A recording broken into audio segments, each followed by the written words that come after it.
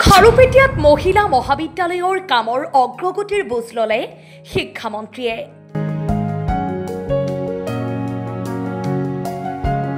দেওবাৰে খাৰুপেটীয়াত নিৰ্মীয়মান আদৰ্শ মহিলা মহাবিদ্যালয়ৰ কামৰ অগ্ৰগতিৰ বুজ ললে শিক্ষামন্ত্ৰী ডাক্তৰ ৰণোজ পেগুৱে। মহাবিদ্যালয়খনত অহা 1 আগষ্টৰ পৰা পাঠদান প্ৰক্ৰিয়া আৰম্ভ কৰাৰ বিষয়ে ঘোষণা কৰে মন্ত্ৰী ৰণোজ পেগুৱে। মহাবিদ্যালয়খনত ইতিমধ্যে 400 গৰাকী ছাত্ৰীৰ নামভৰ্তি হোৱাৰ কথাও ক'লে মন্ত্ৰীগৰাকীয়ে। খাৰুপেটীয়াৰ আদৰ্শ মহিলা মহাবিদ্যালয়খনত ছাত্ৰীসকলৰ কাৰণে হোষ্টেলৰ সুবিধাৰ বিষয়ে প্ৰকাশ কৰে মন্ত্ৰী ৰণোজ পেগুৱে। উল্লেখযোগ্য যে মঙলদৈ বিধানসভা সমষ্টিৰ কংগ্ৰেছ দলৰ বিধায়ক বসন্ত দাসে আদৰ্শ মহিলা মহাবিদ্যালয়ৰ কাৰণে মুখ্যমন্ত্ৰী ডাক্তৰ হিমন্ত বিশ্ব শৰ্মাক ধন্যবাদ জনায়। আনুষ্ঠানিকভাৱে উদ্বোধন হোৱা নাই, কিন্তু এই অঞ্চলৰ ছাত্ৰ ছাত্ৰীৰ দাবীৰ পৰিপ্ৰেক্ষিতত সামৰ্থত এবাৰ এডমিশ্যন পৰ্টেল খুলি দিয়া হৈছে আৰু মঙলদৈ মহাবিদ্যালয়ৰ অধ্যক্ষক ইয়াৰ অস্থায়ীভাৱে ইনচাৰ্জ ভাৰপ্ৰাপ্ত অধ্যক্ষ হিচাপে দায়িত্ব দিয়া হৈছে, যাতে তেখেতে ৰিক্ৰুটমেণ্টৰ যিখিনি কাম আছে সেই কামখিনি আগবঢ়াব পাৰে। আজি মই মহাবিদ্যালয়খন পৰিদৰ্শন কৰিলোঁ, আন্তঃগাঁথনি প্ৰায় সম্পূৰ্ণ হৈছে। ইয়াৰ যিখিনি ফাৰ্নিচাৰ খুব সুন্দৰ পৰিৱেশ এটা হৈছে, হোষ্টেল আছে, প্ৰিন্সিপালৰ কোৱাৰ্টাৰ আছে, ষ্টাফৰ কোৱাৰ্টাৰ হৈছে, আনকি ফেকাল্টিৰো 6টা ইউনিট কোৱাৰ্টাৰ ৰেডি হৈ গৈছে। গতিকে এই বছৰৰ পৰা ইয়াত পাঠদান আৰম্ভ হ'ব। ইতিমধ্যে 400তকৈ অধিক ছাত্ৰীৰ নামভৰ্তি হৈ গৈছে। গতিকে খুব সোনকালে আনুষ্ঠানিক উদ্বোধন আৰু ইয়াত ফাৰ্নিচাৰ দিয়া আৰু ফেকাল্টি দিয়া এই কামখিনিও সম্পূৰ্ণ হ'ব খুব সোনকালে। আমি এই জুলাই মাহ যাতে গৰম বন্ধত নতুন ক্লাছ আৰম্ভ হৈয়ে যাব আগষ্টৰ 1 তাৰিখৰ পৰা, গৰম বন্ধৰ ভিতৰতে বাকী কামখিনি যাতে সম্পূৰ্ণ হয় তাৰ কাৰণে মই পদক্ষেপ ল'ম।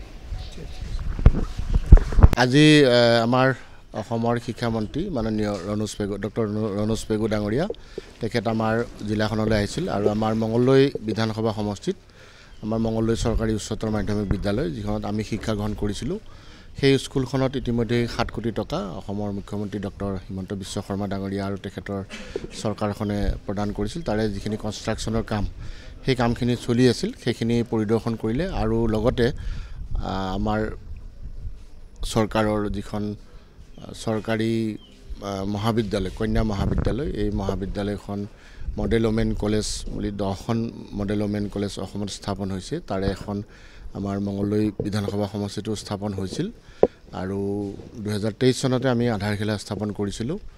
সেই সময়ত আমাৰ গাৰ্জেন মিনিষ্টাৰ চন্দ্ৰমোহন পাটোৱাৰী ডাঙৰীয়াই, আৰু এই কলেজখন আনুষ্ঠানিকভাৱে 1 আগষ্টৰ পৰা ক্লাছ আৰম্ভ হ'ব। ইয়াত ইতিমধ্যে 471 গৰাকী ছাত্ৰীয়ে ইয়াতে নামভৰ্তি কৰিছে আৰু এই ছাত্ৰীসকলে নামভৰ্তি কৰাৰ পিছত 1 আগষ্টৰ পৰা যিহেতু মহাবিদ্যালয়খনৰ ক্লাছ আৰম্ভ হ'ব, সেইবাবে আমাৰ শিক্ষামন্ত্ৰী ডাঙৰীয়াই আজি মডেল কলেজখন পৰিদৰ্শন কৰে আৰু লগতে যিহেতু আৰম্ভণিৰ আগতে আমি নতুন এটা শিক্ষা অনুষ্ঠান আনুষ্ঠানিকভাৱে শুভ উদ্বোধন কৰিব লাগিব।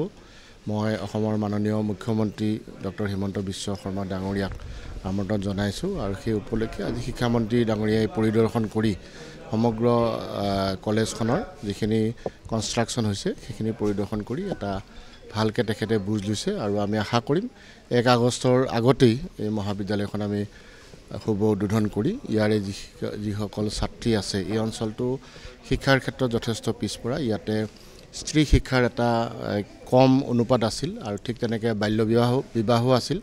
গতিকে এই মহাবিদ্যালয়খনে এই অঞ্চলৰ স্ত্ৰী শিক্ষাৰ ক্ষেত্ৰত এটা খুব ভাল পদক্ষেপ ল'ব, ভাল এটা সঁহাৰি জনাব। গতিকে খুব এটা ভাল পৰিৱেশ স্কুলখনত, কলেজখনত। ইয়াতে প্ৰায় 100 গৰাকী ছাত্ৰী থাকিব পৰাকৈ হোষ্টেলৰ ব্যৱস্থাও আছে, প্ৰিন্সিপালৰ কোৱাৰ্টাৰ, ৱাৰ্ডেনৰ কোৱাৰ্টাৰৰ পৰা আৰম্ভ কৰি শিক্ষাগুৰুসকলৰ quarter, 3rd grade 4th grade সকলোবিলাক মিলাই এটা খুব সুন্দৰ পৰিৱেশত কলেজখন স্থাপন কৰা হৈছে। মই আশা কৰিম যে এই কলেজখনে আমাৰ মঙলদৈ তথা দৰং জিলাৰ শিক্ষা জগতত এটা খুব ভাল পদক্ষেপ ল'ব। সিট কেপাচিটি এতিয়ালৈ 471 এডমিশ্যন হৈছে আৰু প্ৰিন্সিপাল আমাৰ মঙলদৈ মহাবিদ্যালয়ৰ প্ৰিন্সিপাল ডক্টৰ কমলাকান্ত বৰাদেৱ, তেখেতকে ইনচাৰ্জ প্ৰিন্সিপালৰ দায়িত্ব দিয়া হৈছে আৰু তেখেতে জনাইছে যে আৰু 100মান আমি ছাত্ৰী ইয়াতে এডমিশ্যন দিব পাৰিম। দলগাঁৱৰ পৰা মানৱেন্দ্ৰ শইকীয়াৰ ৰিপৰ্ট, অসম টাইম।